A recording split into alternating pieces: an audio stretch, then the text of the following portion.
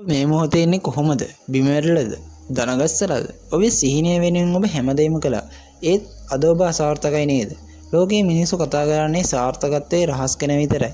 ඒත් අද හෂා මොටිවේෂන් වලින් මම ඔබට කියා දෙන්නේ ඊට වඩා බලවත් රහසක්. ඔබ සාර්ථකත්වයට දක්වා ගෙන යන සැබෑ මාර්ගයේ සැඟවිලා තින්නේ ඔබ නොසලකා හරින අඳුරුම තැනක. ඒ තමයි අසාර්ථකත්වයේ තුල. බිම වැටීම ජීවිතයේ නීතියක්. හැබැයි වැටෙන හැම වාරයකම අලුත් වෙලා නැගිටින්න පුළුවන් නම් ඔබ නවත්තන්න කිසියම් බලවේගයකට බෑ. අපි බලමු ඒ පුනරුත්පත්තිය ලබන ආකාරය ගැන. ඔයා අපේ channel එකට අලුත් කෙනෙක් නම් පල්ලෙහා තියෙන subscribe button එක ඔබලා අපිත් එක්ක එකතු වෙන්න.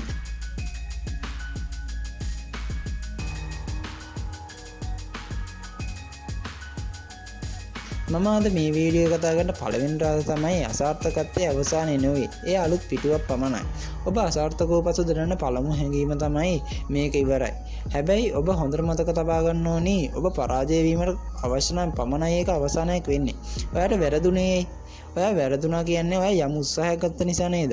එම උත්සාහයේ සිදුණු වැරදි ඔයාගේ මොළයට ලැබුණු දත්ත සමුදායක් ලෙස සලකන්නකෝ. ඒ දත්ත සමුදාය තමයි ඔබේම වටිනාම සම්පත වෙන්නේ.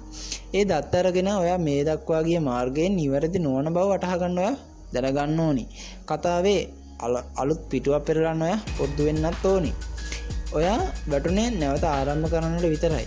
ඔබේ අසාර්ථකත්වයේ ඔබේ ගුරුවරයා මිස විනිශ්චයකරුවා නොවේ. මම අද මේ වීඩියෝ කතා කරන දෙවෙනි රහස තමයි වේදනාව විනය බවට පත් කරගන්න එක. අසාර්ථකත්වයේ වේදනාවේ සත්‍යයි. ඒ හදවතට පිහියකින් අනින්නාසේ දැනෙන්න පුළුවන්. ඔයා හඬා වැටෙන්න, කෝප වෙන්න, දුක් වෙන්න. ඒත් ඊට පස්සේ ඒ හැඟීම් ඔක්කොම එකතු කරලා විනයක් බවට පත් කරගන්න ඔයා පුරුදු වෙන්න ඕනේ. ඔබ ඔබෙන්ම අහන්න නැවත කිසි දිනක මේ වේදනාව විඳින්න මම සූදානම්ද කියලා. පිළිතුර නැහැනම් ඒ වේදනාව ඔබ ශක්තිමත් විනයක් තුළ රඳවාවි. නැවත එම වැරද්ද නොකිරීමට තව කල්පනාවෙන් තා දැඩිව ඒ වේදනාව ඉන්ධනයක් කරගන්න. ඒ වගේම ඔබව බිඳ දැමීමට ඉඩ නොදී එම වේදනාව ඔබේ විශ්වාසවන්තම ඵලය බවට පත් කරගන්න ඔයාලට පුළුවන්කමක් තියෙන්න ඕනේ. මම අද මේ වීඩියෝ කතා කරන තුන්වෙනි රාජ තමයි වැරද්ද නොව හේතුව සොයන්න. අසාර්ථක වූ පසු ඔයාගෙන් පිටත බලන්න එපා. ඇතුළත බලන්න. ඔයා වැරද්දට දොස් පවරන්නේ බාහිර සාධක වලට, අවාසනාවට හෝ වෙන පුජ්‍යලයන්ට වෙන්න පුළුවන්. ඒත් ඒකෙන් ඔබේ ගැටලුව විසඳෙන්නේ නෑ නේද? ඔයා කරන්න ඕනේ ඒ සංසුන්ව වෛද්‍යවරයෙක් වගේ ඔබ අසාර්ථක වීමට මූලික හේතුව සංසුන්ව විශ්ලේෂණය කිරීම. මේකට අපි උදාහරණයක් ගමුකෝ. මට ටැලන්ට් එකක් නැති කෙනෙක්. යන්න ගමුකෝ. ඒක හේතුවක් නොවේ ඔබේ අසාර්ථක වීමට. මම කල්පනාකරණය නොකළ අවදානම තමයි ඒකට මූලිකම හේතුව. ඒ වගේම ඒකට ඔයා හේතුව හොයාගත්තොත් ඔයා පරාජය වෙන්නේ නෑ.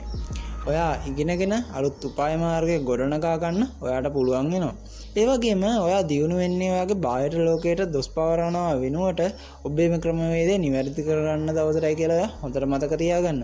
මම අද මේ වීඩියෝ කතා කරන හතරවෙනි රහස තමයි අත්හැරීම නව ඉපදීමක් බව තේරුම් ගන්න. නැවත නැගී සිටීම හැම විටම පැරණි දේම නැවත අල්ලා ගැනීමට උත්සාහ කිරීම නෙවෙයි. සමහර වෙලාවට ඔබ වැටුනේ ඔබ කොතරම් උත්සාහ කළත් එම අරමුණ සහ මාර්ගය ඔයාට අයිති නැති එකක් වෙන නිසා වෙන්න පුළුවන්.